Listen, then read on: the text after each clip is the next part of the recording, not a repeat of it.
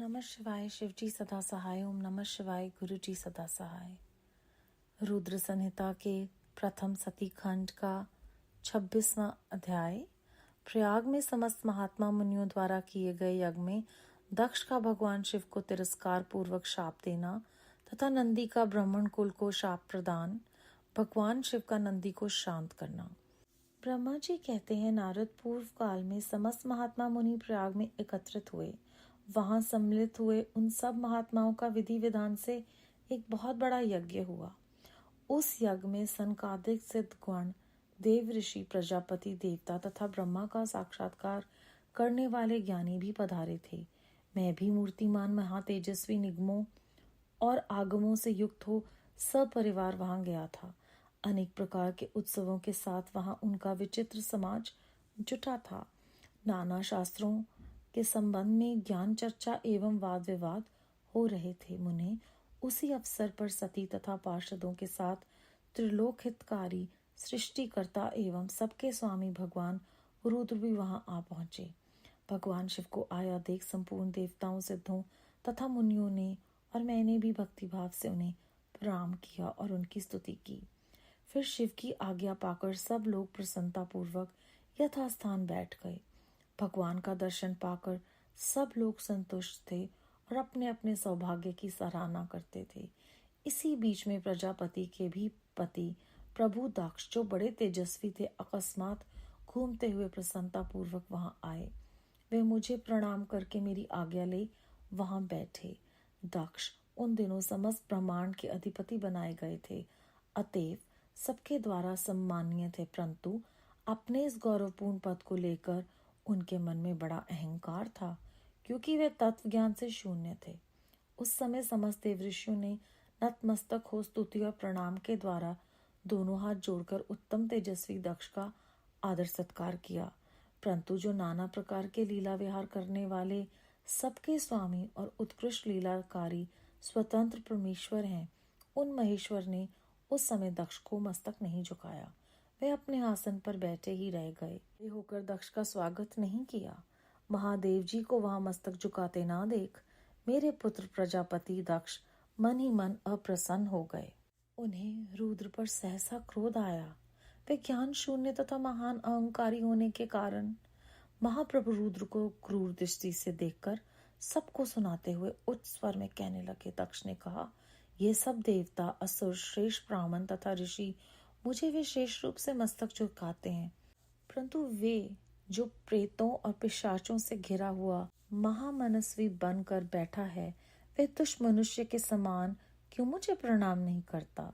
शमशान में निवास करने वाला ये निर्लज्ज जो मुझे इस समय प्रणाम नहीं करता, इसका क्या कारण है। इसके वेदोक्त कर्म लुप्त हो गए हैं। ये भूतों और पिशाचों से सेवित हो मतवाला बन फिरता है और शास्त्रिक विधि की अवहेलना करके नीति मार्ग को सदा कलंकित किया करता है। इसके साथ रहने वाला या इसका अनुसरण करने वाले लोग पखंडी, दुष्ट, पापचारी तथा ब्राह्मण को देखकर उदंडता पूर्वक उसकी निंदा करने वाले होते हैं। यह स्वयं ही स्त्री में आसक्त रहने वाला तथा रथ क्रम में ही दक्ष है, अतः मैं इसे शाप देने को उद्यत हुआ हूँ। यह रुद्र चारों वर्ण में पृथक पृथक और कुरूप है। इसे यज्ञ से बहिष्कृत कर दिया जाए। यह शमशान में निवास करने वाला तथा उत्तम कुल और जन्म से हीन है, इसलिए देवताओं के साथ यह यज्ञ में भाग ना पाए। ब्रह्मा जी कहते हैं, नारद, दक्ष की कही हुई यह बात सुनकर भृगु आदि बहुत से महर्षि रुद्रदेव को दुष्ट मानकर देवताओं के साथ उनकी निंदा करने लगे। दक्ष की बात सुनकर नंदी को बड़ा रोष हुआ। उनके नेत्र चंचल हो उठे और वे दक्ष को शाप देने के विचार से तुरंत इस प्रकार बोले। नंदीश्वर ने कहा, अरे महामूढ़, दुष्ट बुद्धि शठ दक्ष, तूने मेरे स्वामी महेश्वर को यज्ञ से बहिष्कृत क्यों कर दिया। जिनके स्मरण मात्र से यज्ञ सफल और तीर्थ पवित्र हो जाते हैं, उन्हीं महादेव जी को तूने शाप कैसे दे दिया। दुर्बुद्धि दक्ष, तूने ब्राह्मण जाति की चपलता से प्रेरित हो इन रुद्रदेव को व्यर्थ ही शाप दे डाला है। महाप्रभु रुद्र सर्वथा निर्दोष हैं, तथापि तूने व्यर्थ ही उनका उपहास किया है। ब्राह्मणाधम, जिन्होंने इस जगत की सृष्टि की, जो इसका पालन करते हैं और अंत में जिनके द्वारा इसका संहार होगा, उन्हीं इन महेश्वर रूप को तूने शाप कैसे दे दिया? नंदी के इस प्रकार फटकारने पर प्रजापति दक्ष रोष में आग बबूला हो गए और उन्हें शाप देते हुए बोले, अरे रुद्रगणों, तुम सब लोग वेद से बहिष्कृत हो जाओ, वैदिक मार्ग से भ्रष्ट तथा महर्षियों द्वारा प्रयुक्त हो पखंडवाद में लग जाओ और शिष्टाचार से दूर रहो। सिर पर जटा और शरीर में भस्म एवं हड्डियों के आभूषण धारण करके मद्यपान में आसक्त रहो। जब दक्ष ने शिव के पार्षदों को इस प्रकार श्राप दे दिया, तब उस शाप को सुनकर शिव के प्रिय भक्त नंदी अत्यंत रोष के वशीभूत हो गए। शिलाद पुत्र नंदी भगवान शिव के प्रिय पार्षद और तेजस्वी हैं। वे गर्व से भरे हुए महा दुष्ट दक्ष को तत्काल इस प्रकार उत्तर देने लगे। नंदीश्वर बोले, अरे शठ दुर्बुद्धि दक्ष, तुझे शिव के तत्व का बिल्कुल ज्ञान नहीं, अतः तूने शिव के पार्षदों को व्यर्थ ही शाप दिया है। अहंकारी दक्ष, जिनके चित्त में दुष्टता भरी है, उन भृगु आदि ने भी ब्राह्मण तत्व के अभिमान में आकर महाप्रभु महेश्वर का उपहास किया है। अतः यहाँ जो भगवान रुद्र से विमुख तुझ जैसे दुष्ट ब्राह्मण विद्यमान हैं, उनको मैं रुद्र तेज के प्रभाव से ही श्राप दे रहा हूँ। तुझ जैसे ब्राह्मण कर्म फल के प्रशंसक वेदवाद में फंसकर वेद के तत्व ज्ञान से शून्य हो जाएं। वे ब्राह्मण सदा भोगों में तन में रहकर स्वर्ग को ही सबसे बड़ा पुरुषार्थ मानते हुए स्वर्ग से बढ़कर दूसरी कोई वस्तु नहीं है ऐसा कहते रहें तथा क्रोध, लोभ और मद से युक्त हो निर्लज्ज भिक्षुक बने रहें। कितने ही ब्राह्मण वेद मार्ग को सामने रखकर शूद्रों का यज्ञ कराने वाले और दरिद्र होंगे, सदा दान लेने में ही लगे रहेंगे। दूषित दान ग्रहण करने के कारण वे सबके सब नरकगामी होंगे। दक्ष, उनमें से कुछ ब्राह्मण तो ब्रह्म राक्षस भी होंगे। परमेश्वर शिव को सामान्य देवता समझकर उनसे द्रोह करता है। वह दुष्ट बुद्धि वाला प्रजापति दक्ष तत्व ज्ञान से विमुख हो जाए। वह विषय सुख की इच्छा से कामना रूपी कपट से युक्त धर्म वाले गृहस्थ आश्रम में आसक्त रहकर कर्म कांड का तथा कर्म फल की प्रशंसा करने वाले सनातन वेद वाद का ही विस्तार करता रहे। इसका आनंददायी मुख नष्ट हो जाए, ये आत्मज्ञान को भूलकर पशु के समान हो जाए तथा यह दक्ष कर्मभ्रष्ट हो शीघ्र ही बकरे के मुख से युक्त हो जाए। इस प्रकार कुपित हुए नंदी ने जब ब्राह्मणों को और दक्ष ने महादेव जी को श्राप दिया, तब वह महान हाहाकार मच गया। नारद, मैं वेदों का प्रतिपादक होने के कारण शिव तत्व को जानता हूँ, इसलिए दक्ष का वह श्राप सुनकर मैंने बारंबार उसकी तथा भृगु आदि ब्राह्मणों की भी निंदा की। सदाशिव महादेव जी भी नंदी की वह बात सुनकर हंसते हुए से मधुर वाणी में बोले। वह नंदी को समझाने लगे। सदाशिव ने कहा, नंदन, मेरी बात सुनो। तुम जो परम ज्ञानी हो, तुम्हें क्रोध नहीं करना चाहिए। तुमने भ्रम से यह समझकर कि मुझे शाप दिया गया, व्यर्थ ही ब्राह्मण कुल को शाप दे डाला। वास्तव में मुझे किसी का शाप छू भी नहीं सकता। अतः तुम्हें उत्तेजित नहीं होना चाहिए। वेद मंत्राक्षर में और सूतक में है। उसके प्रत्येक सूतक में समस्त देहधारियों के आत्मा परमात्मा प्रतिष्ठित हैं। अतः उन मंत्रों के ज्ञाता नित्य आत्मवेता हैं। इसीलिए तुम रोष वश उन्हें शाप ना दो। किसी की बुद्धि कितनी दूषित क्यों ना हो, वह कभी वेदों को शाप नहीं दे सकता। इस समय मुझे शाप नहीं मिला है, इस बात को तुम्हें ठीक ठीक समझना चाहिए। महामते, तुम संकादिक सिद्धियों को भी तत्व ज्ञान का उपदेश देने वाले हो, अतः शांत हो जाओ। मैं ही यज्ञ हूँ, मैं ही कर्म यज्ञ हूँ। यज्ञों के अंगभूत समस्त उपकरण भी मैं ही हूँ। यज्ञ की आत्मा मैं हूँ। यज्ञ परायण यजमान भी मैं हूँ और यज्ञ से बहिष्कृत भी मैं ही हूँ। ये कौन, तुम कौन और ये कौन, वास्तव में सब मैं ही हूँ। तुम अपनी बुद्धि से इस बात का विचार करो। तुमने ब्राह्मणों को व्यर्थ ही श्राप दिया है। महामते नंदन, तुम तत्व ज्ञान के द्वारा प्रपंच रचना का बात करके आत्मनिष्ठ ज्ञानी एवं क्रोध आदि से शून्य हो जाओ। ब्रह्मा जी कहते हैं, नारद भगवान शंभु के इस प्रकार समझाने पर नंदीकेश्वर विवेक परायण हो क्रोध रहित एवं शांत हो गए। भगवान शिव भी अपने प्राण प्रिय पार्षद नंदी को शीघ्र ही तत्व का बोध कराकर प्रमद गणों के साथ वहां से प्रसन्नता पूर्वक अपने स्थान को चले गए। इधर रोषावेश से युक्त दक्ष भी ब्राह्मणों से घिरे हुए अपने स्थान को लौट गए, परंतु उनका चित्त शिवध्रुव में ही तत्पर था। उस समय रुद्र को शाप दिए जाने की घटना का स्मरण करके दक्ष सदा महान रोष से भरे रहते थे। उनकी बुद्धि पर मूर्ता छा गई थी। वे शिव के प्रति श्रद्धा को त्याग कर शिव पूजकों की निंदा करने लगे। तात नारद, इस प्रकार परमात्मा शंभु के साथ दुर्व्यवहार करके दक्ष ने अपनी जिस दुष्ट बुद्धि का परिचय दिया था वह मैंने तुम्हें बता दी। अब तुम अपनी प्रकाष्ठा को पहुंची हुई दुर्बुद्धि का वृतांत सुनो, मैं बता रहा हूँ। अध्याय 26 समाप्त। इस अध्याय में फिर से हमें सत्कार करने की प्रेरणा मिल रही है कि सब लोग शिव जी की आज्ञा पाकर अपने अपने स्थान पर बैठे। उसके बाद दक्ष ने भी ब्रह्मा जी को सत्कार देकर प्रणाम किया, लेकिन उन्हें अभी ब्रह्मांड का अधिपति बनाया गया था। इस वजह से उनके मन में बहुत अहंकार था, पर तत्व ज्ञान नहीं था। तो जब अहंकार ज्यादा था, तत्व ज्ञान कम था, तो जब सबने उनको मस्तक झुकाकर उनका सत्कार किया और खड़े हुए, लेकिन भगवान शिव नहीं खड़े हुए, तो उन्हें गुस्सा आ गया, क्योंकि वो नहीं जानते थे कि पूरे ब्रह्मांड का जो करण करावनहार है, जिसके हाथ में सारी सृष्टि का जो रचयिता है, वो क्यों मेरे सामने खड़ा हो। वो ज्ञान नहीं था, अहंकार था। तो उन्हें गुस्सा आ गया।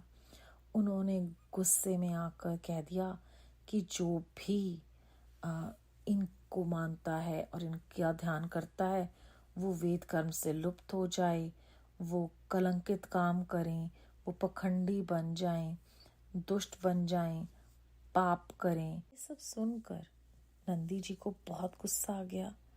और यहाँ पर एक उन्होंने उदाहरण दिया कि नंद उनके नेत्र चंचल हो गए। तो जब हम क्रोध में आते हैं, कोई और विकार के वश में होते हैं, तो हमारी इंद्रियां भी अपनी तरह से एक अलग व्यवहार करती हैं। इस पंक्ति से हमें ये समझाया गया है। और वो बहुत गुस्से में बहुत कुछ बोल गए। जब उन्होंने गुस्सा किया तो प्रजापति ने और गुस्सा होकर कह दिया कि आप वैदिक मार्ग से भटक जाएं और पाखंडवाद में लग जाएं, शिष्टाचार से दूर हो जाएं। ईश्वर को फिर से गुस्सा आ गया। उन्होंने कहा कि तुम्हें जो भी यहाँ पर तुमने शिवजी महाराज का मजाक उड़ाया है, उसका तुम्हें ये फल मिले कि तुम हमेशा से वेदवाद में फंसकर रह जाओ, तत्व ज्ञान से शून्य हो जाओ और स्वर्ग को ही सबसे उत्तम वस्तु समझकर उसी की माया में फंसे रहो। और कुछ जो हैं वो शूद्र का यज्ञ कराने वाले दरिद्र हो जाएंगे और कुछ दूषित दान ग्रहण करके नरकामी हो जाएंगे और कुछ तो ब्रह्म राक्षस हो जाएंगे। और वो कहते हैं कि ब्राह्मणों उनके मन में दुष्टता भरी है, इसलिए उन्होंने अभिमान में आकर शिव जी का उपहास किया है। इस कारणवश वो सदा के लिए तत्व ज्ञान से विमुख रह जाएं और अपनी इच्छा के पीछे ही लगे रहें, गृहस्थ आश्रम में कर्म कांडी करते रहें और फिर कर्म की प्रशंसा करते रहें और वेदवाद का ही विस्तार करते रहें। और फिर वो कहते हैं कि ये जो मूर्ख या दक्ष हैं, इनका तो कर्म भ्रष्ट हो जाने के कारण इनका मुख जो है वो बकरे का हो जाएगा। अब बकरे की मिसाल देकर हमें यहाँ पर एक बहुत गहरा विचार दिया है कि बकरा एक ऐसा पशु है जो मैं करता रहता है। तो जो अहंकारी पुरुष है वो भी अहंकार में आकर मैं करता है। वो भूल जाता है कि सब कुछ करने वाला परमात्मा है। तो यहाँ पे हमें इस अध्याय में अहंकार नहीं करना, क्रोध नहीं करना, दोनों चीज़ों को बहुत बार और बहुत विस्तार से समझाया है। और शाप देने के रहे जो हमें समझ में आता है कि हम इन्हीं श्रापों में फंसकर कर्म कांडों में जुटे हुए हैं। तो हमें इस सब का तत्व ज्ञान तभी प्राप्त हो सकता है जब हम ये समझ जाएं कि भगवान शिव ही सब कुछ हैं और उन्हीं का ध्यान करके हम इस संसार भवसागर से बाहर निकल सकते हैं। नहीं तो हम दुनिया में जीते हुए कर्म कांडों में फंसे रहेंगे, और जब हमारा अंत समय आएगा तो हम फिर माया में फंस जाएंगे कि हमें स्वर्ग में जाना है। अब रुद्रदेव सदाशिव जी नंदी जी को कितनी महत्वपूर्ण बात बता रहे हैं। वो कहते हैं कि तुम तो परम ज्ञानी हो, तो तुम्हें क्रोध नहीं करना, और शाप जो है वो तो भगवान को छू ही नहीं सकता। फिर कहते हैं कि तुम तत्व ज्ञान देने वाले हो, इसलिए शांत हो जाओ, और ये कौन है, तुम कौन हो, वो कौन है, ये भेदभाव से बाहर निकलो। इस जो तेरा मेरा है वो खत्म कर दो, क्योंकि सभी तो मैं हूं। वो एक तत्व परमात्मा है, सभी शिव हैं। शिवोहम की यहाँ पे हमें प्रेरणा मिल रही है। हम डुअलिटी में फंसे हुए हैं, जबकि वननेस है सब जगह ही। वो परमपिता परमात्मा है, वो यहाँ पे हमें इस अध्याय में स्पष्ट रूप से समझाया है। क्रोध नहीं करना। तो जहाँ पर नंदीकेश्वर जो है वो भगवान शिव के प्रेरणा से समझाए जाने पर शांत हो जाते हैं एकदम से, वहीं पर ब्रह्मा जी बताते हैं कि दक्ष जो हैं वो रोष में है अभी भी। नंदीकेश्वर को तो ज्ञान मिल गया, उन्होंने समझ लिया शिव जी महाराज से, तो उनके अंदर तत्व ज्ञान के कृपा से उनका क्रोध शून्य हो गया। लेकिन जब तक हम अपने अंदर वो गुस्सा रखते हैं किसी के भी प्रति, तो वो हमें ना चित्त को शांत रहने देता, और बुद्धि जो है उस पे पर्दा पड़ जाता है और मूढ़ता छा जाती है, जैसे इस अध्याय में लिखा है। तो हम दुर्व्यवहार करते हैं और अपनी ही दुष्ट बुद्धि का परिचय देते हैं। तो इस प्रकार से हमें क्रोध नहीं करना है, और किसी से भी कभी भी भेदभाव नहीं करना, क्योंकि सभी तो उन्हीं का रूप है। जैसे बानी में भी सुनते हैं, सब गोविंद है, सब गोविंद है। यहाँ पर हमें गुरु साहब फिर से याद करा रहे हैं कि किससे राग द्वेष करना है, सभी तो मैं हूँ। बेअंत शुक्राना गुरु जी महाराज, बेअंत शुक्राना।